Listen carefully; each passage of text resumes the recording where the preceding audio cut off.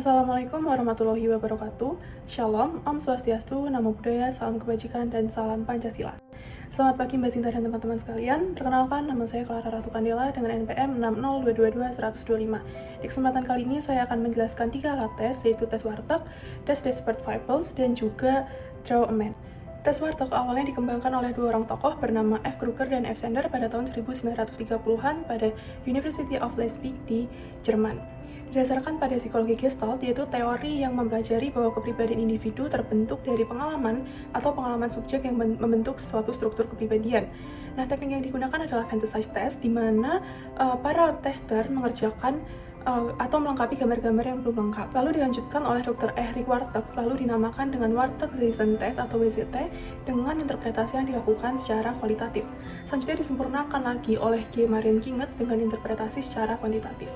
Dengan mengamati cara individu menyelesaikan gambar abstrak, penilai dapat menilai kecenderungan kognitif, emosional, dan juga interpersonal. Administrasi tes ini adalah terdapat 1 lembar kertas yang berisi 8 kotak, yang masing-masing kotaknya memiliki gambar abstrak atau belum lengkap. Nah, alat tulis yang digunakan di sini adalah sebuah pensil dan juga penghapus diperbolehkan bersifat opsional, serta waktu pengerjaan individu tergolong bebas, umumnya 15-20 menit.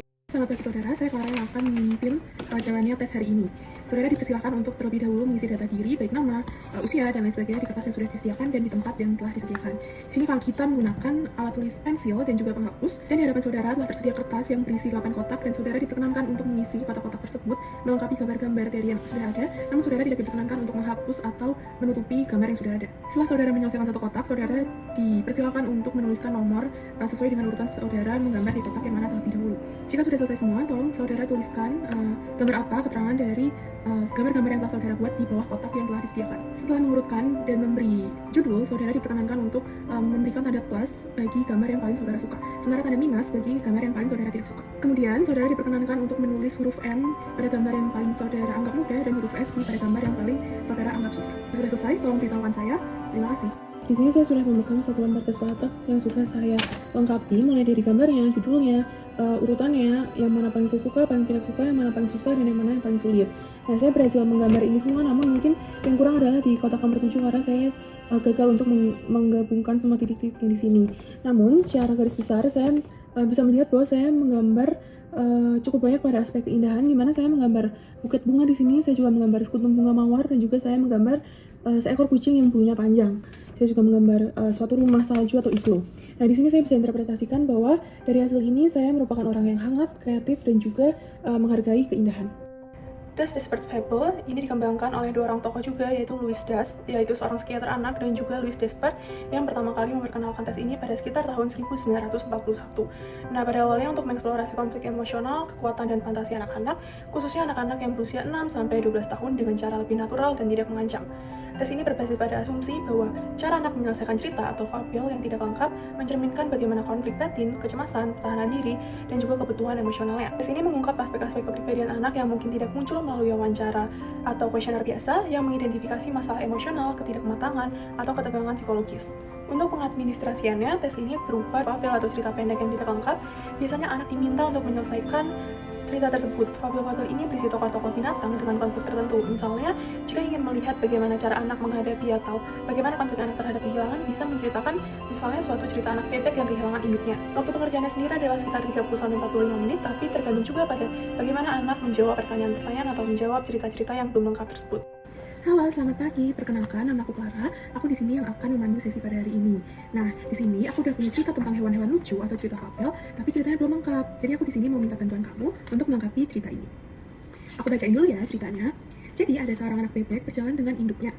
Namun, tiba-tiba induk bebek dikejar oleh seekor anjing. Menurut kamu, apa yang akan dilakukan oleh anak bebek selanjutnya? Untuk scoringnya sendiri dilakukan secara kualitatif dengan tidak menggunakan angka atau psikometrika.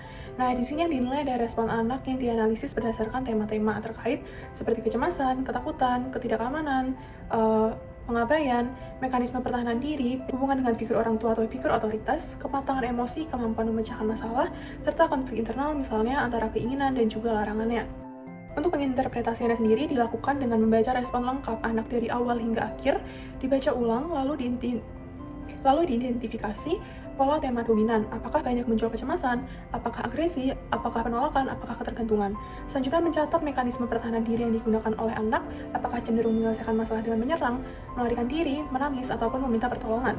Lalu selanjutnya membandingkan dengan perkembangan normal. Dan yang terakhir menyusun laporan tematik dengan menyimpulkan area kekuatan maksudnya dengan menyimpulkan area kekuatan, konflik emosional utama, dan juga rekomendasi untuk intervensi lebih lanjut.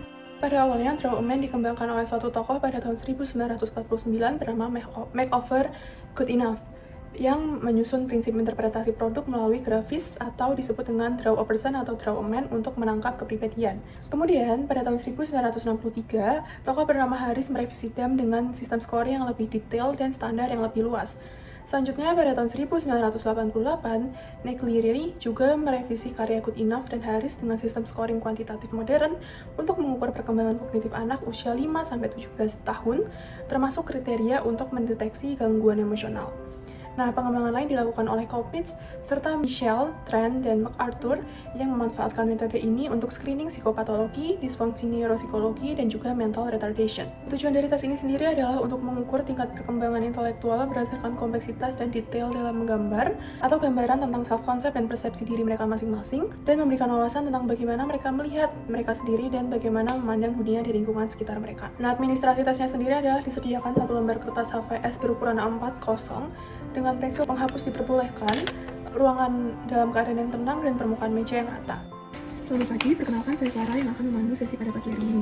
Di depan saudara telah tersedia kertas kosong dan saudara dipersilakan untuk terlebih dahulu menulis identitas diri pada kertas tersebut di bagian atas. Di sini saudara diperkenankan untuk menggunakan pensil maupun penghapus, namun disarankan untuk jangan terlalu sering menggunakan penghapus. Jika sudah menulis identitas, saudara dipersilakan untuk menggambar satu orang manusia, namun di sini tidak boleh menggambar stickman atau orang berbentuk stick. Saudara diperkenankan untuk menggambar dengan utuh dari kepala hingga kaki. Di sini tidak menilai seberapa bagus gambar saudara, saya lebih tertarik dengan gambar yang saudara bisa dengan apa adanya. Silakan menggambar dengan tenang, tidak perlu terburu-buru. Jika sudah, boleh beritahu saya. Baik, jika sudah, saya meminta saudara sekalian untuk menulis siapa orang tersebut, namanya, siapa tokoh itu bagi saudara, berapa usia tokoh tersebut, apa kegiatan yang sedang dilakukan tokoh yang Anda gambar tersebut, sebutkan 3 sifat positif dari tokoh yang Anda gambar, serta sebutkan 3 sifat negatif dari tokoh yang Anda gambar. Jika saudara sudah selesai menjawab semuanya, boleh beritahu saya. Dimulai dari sekarang. Baik, di sini ada contoh hasil dari Draw a Man atau Draw a Person yang saya miliki sendiri. Di sini saya akan menjelaskan terkait dengan penginterpretasian dan scoringnya. Nah, di sini saya menggambar seorang perempuan, yaitu diri saya sendiri. Jadi saya menuliskan deskripsi, juga tidak lain bagaimana pandangan saya terhadap diri saya sendiri. Nah, posisi kertas atau posisi gambar yang ada di sini juga bisa menjadi penilaian, di mana saya menggambar di cenderung ke sebelah kiri atas yang menggambarkan bahwa saya cenderung fokus ke masa lalu, saya nyaman berada di zona nyaman, saya cenderung orang yang introversion dan cenderung orang yang optimis. Nah, di sini saya menggambar kaki saya dengan cukup tegang, itu menggambarkan bahwa saya cukup percaya diri. Dan figur yang kecil itu memang menandakan bahwa saya memiliki ketakutan terhadap diri saya sendiri. Gitu, dan kepala menggambarkan super ego, badan menggambarkan ego, dan kaki menggambarkan it. Baik, melalui dari berbagai tes kepribadian, saya bisa mendeskripsikan atau menggambarkan diri saya adalah seorang yang cukup mandiri atau sangat mandiri, cukup hangat, dan memiliki dorongan berprestasi yang baik. Saya juga mengikuti dari EPPS, di mana di sini saya memiliki skor yang paling tinggi adalah nurturance, yaitu 17. Di mana saya sangat mandiri, namun di situ juga kelemahan saya sulit untuk mengikuti aturan, dan saya cenderung mencari atau lebih suka terhadap kebebasan. Selanjutnya, saya memiliki dorongan berprestasi yang cukup baik, yaitu di skor 12. Selanjutnya, saya memiliki sisi kehangatan berada di tengah-tengah, yaitu 9. Sekian yang dapat saya sampaikan, kurang lebihnya mohon maaf. Terima kasih.